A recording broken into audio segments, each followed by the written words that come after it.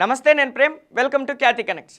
Greater Visakha municipal corporation విస్తరణ మరియు రాబోయే ఎన్నికలపై భీమిలి టీడీపీ ఎమ్మెల్యే మాజీ మంత్రి గంటా శ్రీనివాసరావు అత్యంత కీలకమైన సంచలన ప్రకటనలు చేశారు. నిర్మాణంలో ఉన్న ప్రతిష్టాత్మక భోగాపురం అంతర్జాతీయ విమానాశ్రయాన్ని సైతం జీవీఎంసీ పరిధిలోకి తీసుకొచ్చేలా నెల్లిమర్ల ఎమ్మెల్యేతో చర్చిస్తూ ప్రతిపాదనలు సిద్ధం చేస్తున్నట్లు వెల్లడించారు. జీవీఎంసీ పరిధిని మరింత విస్తరిస్తూ ప్రస్తుతం ఉన్న 98 వార్డులను 120 వార్డులకు పెంచేలా క్షేత్రస్థాయి పరిశీలన సాగుతోందన్నారు. భీమిలి, పెందుర్తి నియోజకవర్గాల పరిధిలోని 4 మండలాలు మొత్తం 79 గ్రామ పంచాయతీలను జీవీఎంసీలో విలీనం చేసేందుకు గ్రామ సభల తీర్మానాలు ప్రారంభమైనట్లు ప్రకటించారు. ఇక మేయర్ అభ్యర్థిత్వంపై మీడియా అడిగిన ప్రశ్నకు నేను పోటీ చేయొద్దా అంటూ ఆయన ఇచ్చిన సమాధానం విశాఖ రాజకీయాల్లో గంటా చేసిన కామెంట్స్ వెనుక ఉద్దేశం ఏంటి అనేది ఇప్పుడు చూద్దాం. గ్రేటర్ విశాఖ మున్సిపల్ కార్పొరేషన్ పరిధిని భారీగా విస్తరించే ప్రణాళికలను భీమిలి ఎమ్మెల్యే గంటా శ్రీనివాసరావు మీడియా ముఖంగా వెల్లడించారు. విశాఖను గ్లోబల్ సిటీగా తీర్చిదిద్దే లక్ష్యంతో కూటమి ప్రభుత్వం ముందడుగు వేస్తోందన్నారు. అంతర్జాతీయ ప్రమాణాలతో నిర్మిస్తున్న భోగాపురం ఎయిర్పోర్టును జీవీఎంసీ పరిధిలోకి చేర్చేందుకు ప్రయత్నాలు ముమ్మరం చేసినట్లు గంటా తెలిపారు. దీనిపై నెల్లిమర్ల ఎమ్మెల్యేతో సంప్రదింపులు జరిపి ప్రభుత్వానికి ప్రతిపాదనలు పంపుతామన్నారు. ప్రస్తుతం జీవీఎంసీ పరిధిలో ఉన్న 98 వార్డులను సమీప గ్రామాల విలీనంతో 120 వార్డులుగా పెంచే ప్రక్రియపై ఇప్పటికే క్షేత్రస్థాయి పరిశీలన జరుగుతోందని గంటా శ్రీనివాసరావు స్పష్టం చేశారు. భీమిలి నియోజకవర్గంలోని ఆనందపురం 26, పద్మనాభం 22, భీమిలి రూరల్ 16తో పాటు పెందుర్తి పరిధిలోని 15 పంచాయతీలు మొత్తం 79 గ్రామాలను జీవీఎంసీలో కలపాలని స్థానిక నేతలతో ఏకగ్రీవంగా నిర్ణయించినట్లు తెలిపారు.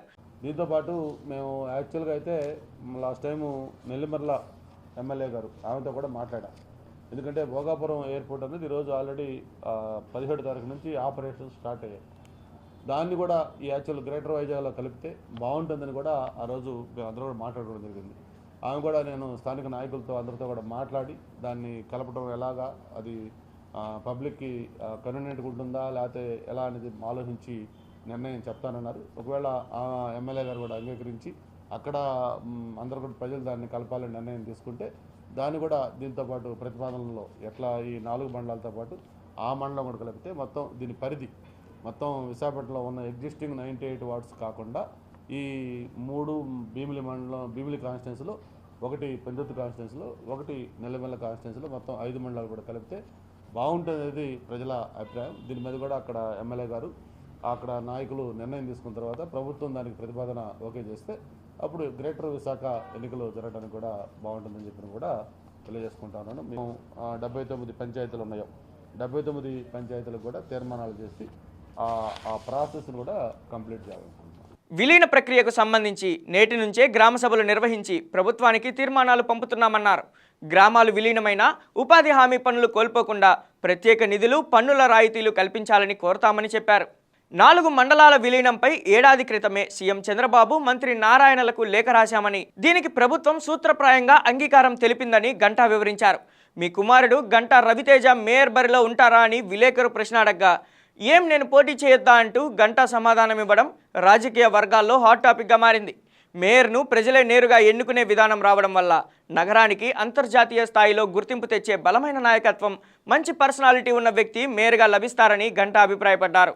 అయితే మరోవైపు స్థానిక ఎన్నికల నేపథ్యంలోనే గంటా శ్రీనివాసరావు కామెంట్స్ చేశారని, ఇది కేవలం రాజకీయ ఎత్తుగడ మాత్రమేనని విశ్లేషకులు భావిస్తున్నారు. అయితే జీవీఎంసీ విస్తరణ జరగడంతో పాటు ఈ మేయర్ ఎన్నికలు ప్రత్యక్ష పద్ధతిలోనే జరుగుతున్నాయని ఇప్పటికే సీఎం క్లారిటీ ఇచ్చారు. దీంతో కొడుకును సైతం బరిలోకి దింపి పొలిటికల్ ఎంట్రీకి ఇదే సరైన సమయంగా గంటా భావిస్తున్నారట. సెన్సెస్ నిబంధనలు, డిలిమిటేషన్ మరియు గతంలోని కోర్టు కేసుల కారణంగా వస్తున్న సాంకేతిక సమస్యలపై లీగల్ టీంతో చర్చిస్తున్నామని, న్యాయపరమైన చిక్కులు దాటి ఎన్నికలు నిర్వహిస్తామని తెలిపారు. విశాఖపట్నం సమగ్ర అభివృద్ధి ధ్యేయంగా కూటమి సర్కార్ పనిచేస్తోందని, రాబోయే ఎన్నికల్లో జీవీఎంసీ మేయర్ పీఠాన్ని కూటమి భారీ మెజారిటీతో కైవసం చేసుకుంటుందని గంటా ధీమా వ్యక్తం చేశారు.